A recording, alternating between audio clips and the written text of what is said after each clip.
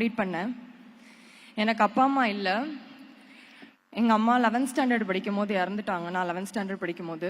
அப்பா college first இயரில் Covid டைமில் இறந்துட்டாங்க. நம்மளுக்கு நம்ம சப்போர்ட்டிவ் சிஸ்டம்லாம் ஒரு செகண்ட் யாருமே இல்லை, ஒரு செகண்ட் உலகமே நின்னா எப்படி இருக்கும், அந்த செகண்ட் எனக்கு என்ன பண்ணுறதுனே தெரில. அப்பா இறந்துட்டாங்க, அதுக்கு அழுகிறதா, ஹாஸ்பிட்டல் பில் 5 lakhs கிட்ட கட்டணும். நான் ஒரே ஒரு பொண்ணு தான் ஹாஸ்பிட்டலில் இருக்கேன். என்ன பண்ணுறதுனே தெரில. எனக்கு கூட இருந்தது எங்கள் பெரியம்மா பெரியப்பா மட்டும்தான். ஏன்னா எனக்கு எந்த சொந்தக்காரங்க ஹெல்ப்பும் கிடையாது. எங்கள் அம்மா தாலி செயின், எங்கள் கோல்டு செயின் எல்லாத்தையும் வச்சு தான் நான் எங்கள் அப்பாவோட ஹாஸ்பிட்டல் பில் கட்டினேன். நானும் என் தம்பியும் சேர்ந்து இறுதி சடங்கெல்லாம் முடித்தோம். நம்மளுக்கு அந்த வாய்ப்பு கிடைக்கவே இல்லையேன்னு எனக்கு ரொம்ப கஷ்டம். ஃபினான்ஷியலாக ரொம்ப கஷ்டம். சாப்பிடக்கூட எனக்கு ஒரு 2 வேளை சாப்பிடுவேன் ஒரு நாளைக்கு, அந்த மாதிரி தான் இருந்தது.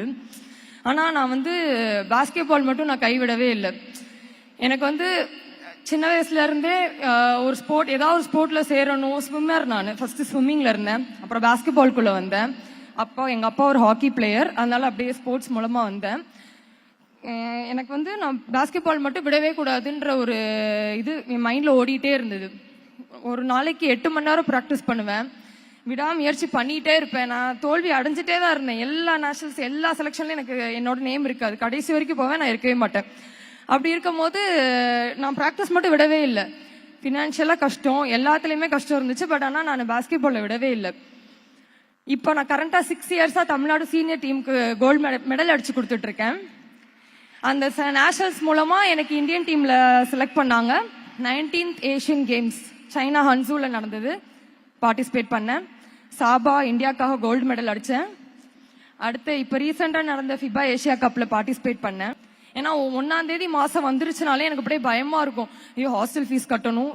எங்க காலேஜ்ல உண்மையா சொல்ல போனா எங்க ஹாஸ்டல் ஃபீஸ் எல்லாத்தையுமே பார்த்தாங்க, எல்லாமே கட்டினாங்க. பட் ஃபினான்ஷியலா எனக்கு தேவைகள் இருக்கும்ல, அதுக்கெல்லாம் நான் பயப்படுவேன். என்னடா நம்மள்ட்ட காசு இல்லையே, நம்ம என்ன பண்ணுவோம் ஏது பண்ணுவோம்னு. டிசம்பர் 23 நான் ஆர்டர் வாங்குறேன். ஜனவரி 1ஆம் தேதி என் அக்கௌண்ட்ல 80,000 கிரெடிட் ஆச்சு.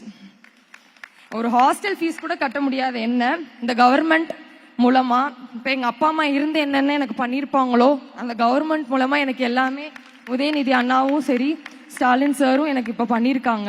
இதை லைஃப்ல வர மறக்க மாட்டேன் நான். சீரியஸா எனக்கு ரொம்ப சந்தோஷம், அளவு கடந்த சந்தோஷமா இருந்தது. பேச வார்த்தைகள் மனசுல இருந்து சொல்றேன். எல்லாம் என்னடா இவ்வளவு சொல்றான்னு நினைக்காதீங்க, உண்மையே என் மனசுல இருந்து பேசுறேன் நான் இதெல்லாம். இங்க நான் ஒரு விஷயம் சொல்லணும். 3% ஸ்போர்ட்ஸ் கோட்டான்றது நமக்கு தமிழ்நாடு கவர்மெண்ட் ஒருத்தருக்கு 2 பேருக்கு வேலை கொடுக்கலாம்.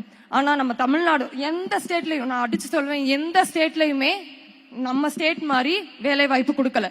100 பேருக்கு கொடுத்துருக்காங்க.